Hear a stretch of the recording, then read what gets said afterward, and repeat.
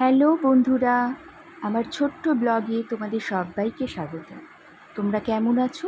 আশা করি ভালো আছো। সকালটা শুরু করলাম ছাদে বসে থাকা পাখিদের খাবার দেওয়া থেকে। সারা রাত যে ওরা না খেয়ে বসে থাকে ছাদের মধ্যে, পাখি আর কাঠবিড়ালিরা। আর এই শরতের সকালের সৌন্দর্যটা তোমাদের সাথে একটু ভাগ না করে পারছিই না। আমাদের পাশেরই একটা পুকুরের মধ্যে ফুটে ওঠা এই শাপলা ফুলগুলো, ওহ দেখতে যা অপূর্ব, তাই একটু তোমাদের সাথে শেয়ার করলাম। একদিকে শরতের সকালটা যতটাই স্বচ্ছ, একটু সময় কাটতে না কাটতেই প্রখর রোদের তেজে যেন প্রাণটা আইঢাই করে ওঠে।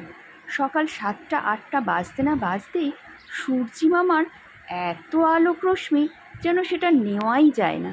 ছাদে যেন একটুও তাকানো যায় না রৌদ্রের দিকে। আর আজকে আমাদের গাছের এই যে অপরাজিতা ফুলগুলোর সাথে লাল জবা ফুলগুলো ছোট্ট ছোট্ট, দেখতে বেশ সুন্দর লাগে।